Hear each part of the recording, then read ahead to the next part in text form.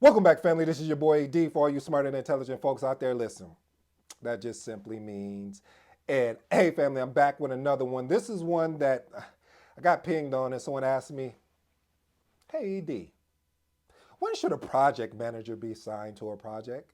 I said, that's a great question. When should a project manager be assigned to a project? Now, family, there's a different ways that we can tackle this. My project nerds out there, follow along and watch where I'm going with this before you jump in the comments and say, no, no, no, that shouldn't happen. That should be that way.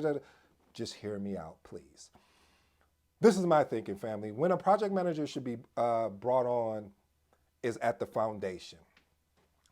I personally believe if we're about to fire, if a project sponsor is about to fire over a project, the closer that the project manager can get to the beginning stages of the project, the better it will serve the project manager in the long run.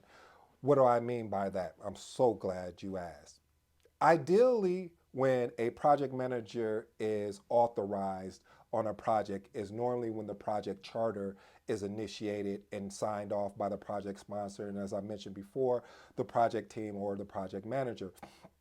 The reason why that happens is I wish it would happen before. Wish it would happen during the business case scenario when the project sponsor is working on the business case and working on what the vision is of the project. Because see, when you understand where you're going, it really won't hurt you because now you have the opportunity to provide feedback because you may have experience in this particular, it may because you know a project is unique, but there may be some uniqueness that you may have learned from your previous projects that you've led before. So I'll always say the earlier the better, but technically, if we're going by PMBOK, is normally when the project charter is initiated. But the earlier you can get the project manager on board, it creates that clear understanding. As I was talking about, it allows the project manager to understand what are the project objectives, what is the scope, what are some of the requirements, potentially even being able to identify what are some of the risks and challenges before the project gets in front of the stakeholders. I should say the major group of stakeholders. And when I say major, I'm meaning the people that are actually going to be supporting and actually doing the work.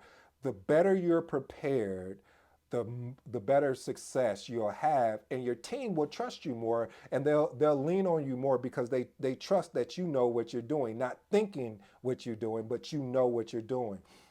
Another reason that the earlier you can get the project manager involved is allows the project manager to do proper planning.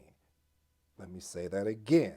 It allows the project manager to do proper planning. What does that look like? Proper planning, as you know, I'm about to go to it. So if you already know it, put it in the comments. If you fail to plan, you plan to fail. So being able to do proper planning as a project manager really allows the success for you as a project manager as well as for the project team collectively. There's a lot of times I've been on projects where I've wanted to plan properly, but it was such a rush. And then I was like, well, if we're such in a rush, well, let's just leverage a scrum framework and just run sprints versus running this whole waterfall. And it was like, no, no, no, we want to do it this way. And I'm like, so what do you do as a project manager in that state? See, you can have these early conversations like that when they want to do a certain framework or methodology. You can push back as a project manager and say, hey, that won't align with based on what you're sharing with me and my expertise. I'm not saying it won't work, but I'm saying I believe this will work better. So you can have that courage and stand there and stand there with confidence. And after a while, you know, when you've been working with your project sponsor on various different projects and gaining their trust and having that courage, you develop relationships. Listen, I don't care what anyone tells you on this YouTube sphere. Relationships in project management is key. You cannot come into I don't care who you are, come in like as I've heard this saying, as a bull in a china shop, or as someone that's demanding of someone, but then demeaning them at the same time. You just can't do that because you have to be able to build relationships. And if you're not able to build relationships within project management, this may not be for you because project management is 100% people driven.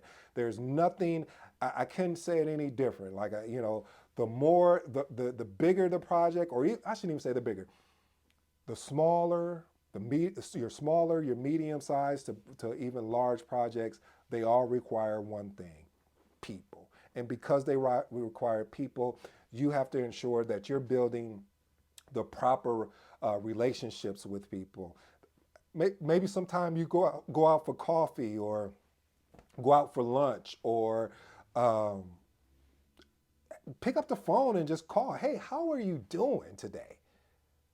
I don't want to talk about anything work related. I want to talk about you as a person. I want to understand you as a person. I want to understand what makes get you excited about what you do day to day. I want to understand what don't you like. I remember my mentor gave me a framework of I think it's man. I hope I can't remember. The first, I'm gonna call it SSC. So the S stands for what do we need to stop doing? Give me three things. What do we need to start doing? Give me three things, or one to three things. And what do we need to continue to do? See, these are the type of conversations you can have when you're building relationships with people of understanding as a project manager, hey, what's working here? And what's not working and what do you think we need to do what do we need to start doing that we're not doing to make this project more effectively and when you're building those relationships and actually taking what that person is saying and leveraging it and using it, it's also building confidence in them that you believe and trust in them. I hope you enjoyed today's content. This has been your boy ED. Until next time, I'm out.